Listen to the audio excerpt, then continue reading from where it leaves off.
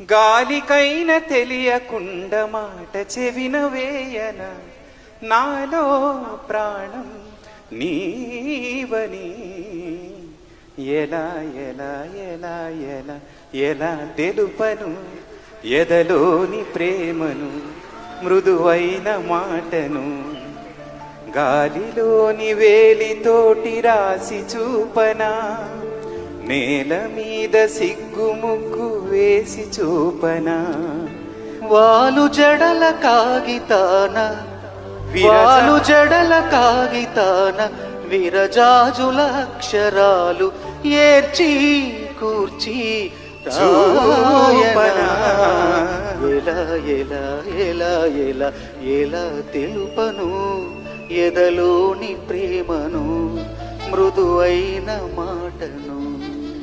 ఒక అమ్మాయి ఫీలింగ్ చెప్పడానికి ఆయన కలం నా ట్యూను. ఇద్దరం అబ్బాయిలను కలిసి ఒక అమ్మాయి ఫీలింగ్ చెప్పే ప్రయత్నం చేశాం. ఇది మేము పాడిన ఫస్ట్ 2 పాటల్లో ఒక పాట సార్. ఇదే ఎగ్జాక్ట్ గా చెప్పాను. మీ పర్స్పెక్టివ్, అమ్మాయి పర్స్పెక్టివ్ లోకి దూరి ఎలా రాశారు సార్ ఈ పాట అని.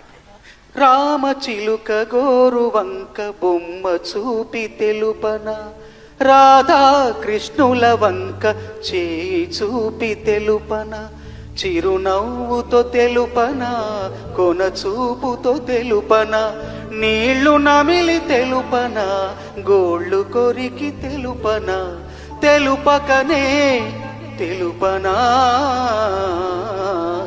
ఎలా ఎలా ఎలా ఎలా ఎలా తెలుపను ఎదలోని ప్రేమను మృదువైన మాటను. ఈ పాట సీతారామ శాస్త్రి గారు విని ఫోన్ చేసి చెప్పారు, అభినందించారు. ఏంటంటే, ఏం నాన్న ఎంత బాగా రాసావురా, చాలా బాగా రాసావు. ఈ పాట ఆ శైలి చూస్తుంటే కృష్ణశాస్త్రి గారు రాశారేమో అనుకుని అంత అందంగా రాసావు, అంత సున్నితంగా, అంత లేతగా, అంత లేలేతమైన భావాలు ఎలా పలికారంటే నన్ను ఆశీర్వదించారు శాస్త్రి గారు. ఇప్పుడు ఆ పాట గుర్తు మీరు చెప్తుంటే ఆ జ్ఞాపకం గుర్తొచ్చింది నాకు.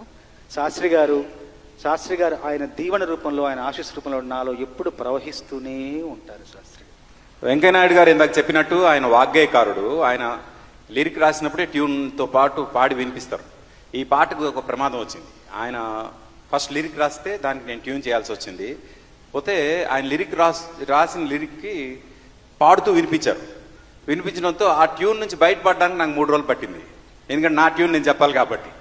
3 రోజులు తర్వాత ఆ ట్యూన్ నుంచి బయటపడి ఆ తర్వాత నేను కంపోజ్ చేయడం జరిగింది. అది చాలా కష్టమైన ప్రక్రియ నాకు. ఎందుకంటే దాని నుంచి బయట, ఎందుకంటే చాలా బాగా చేస్తారు ఆయన కంపోజిషన్. ఆయన పాట రాసేటప్పుడు దాని